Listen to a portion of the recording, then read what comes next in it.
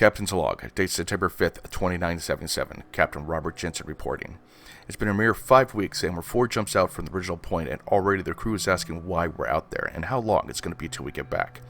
We're just about to jump to a planet that's not on any charts provided to us by the Interstellar Expeditions, and for what I can tell, anyone else knows for that matter. I hope it's lush and green, and not like most of the rocks we've been charting for the IE. The pay is good, but being out here gives me the creeps sometimes. Who knows what's out there in the black.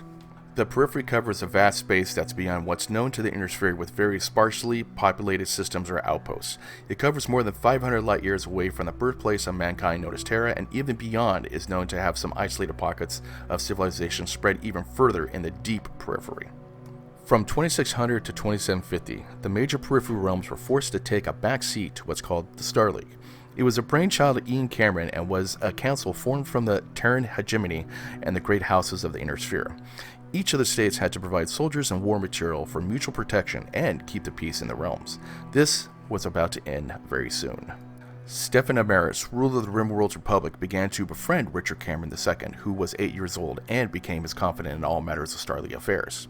Soon after, Richard became paranoid of the other houses due to the influence of Stefan, and then persuaded Richard Cameron to remove all SLDF forces in the RimWorld's Republic and hand them over to Stefan's military. To further complicate the situation, Richard then imposed a taxation edict of 2730, where it placed a financial burden in the Periphery that caused civil unrest amongst its realms. After major unrest and rebellion, General Alexander Kerensky was sent to the Periphery to quell the rebellion. In the confusion, Richard Cameron agreed to let the RimWorld's Republic military to be the house guards at Terra and sent his regiments to the Periphery to help quell the rebellion. On December 27, 2766, Stephen Amaris seized his chance to take power, and while presenting Richard Cameron with a jeweled-encrusted pistol, then executed Richard in his own throne room. This was a signal for Stefan's troops to move against Terra and other countless worlds, and Aramis renamed the League as the Aramis Empire in 2767.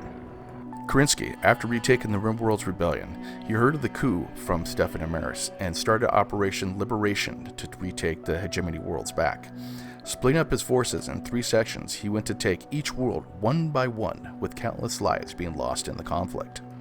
After 2 years, Kerensky took all the worlds in the hegemony and also recapturing humanity's home planet of Terra while ordering the execution of Stephen Aramis and his family.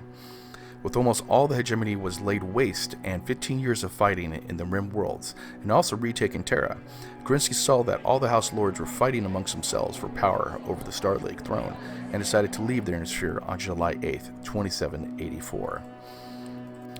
By this time, the Periphery was laid in ruins with warfare that was unheard of in human history.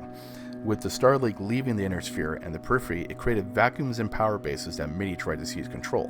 Pirates, colonies that wanted to be left alone, empires took planets from others, or had to quell its citizens to gain control, and lost all notion of spreading out to recapture more territory. Bases abandoned, whole colonies left to fend for themselves were overtaken with time. Whole battlefields on planets no one heard of were left to rot. While treasure hunters looted the dead for Star League tech, once great empires were left no way to sustain themselves with Star League tech, so reverted back to farm communities in time.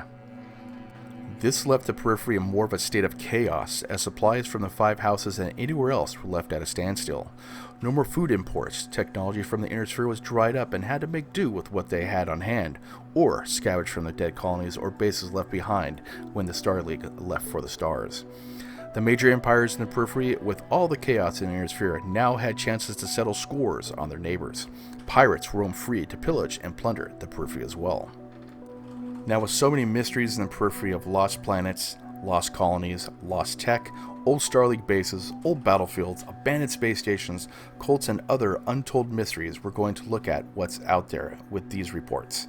End of Captain's Log. More reports to follow during the next Hyperpulse message.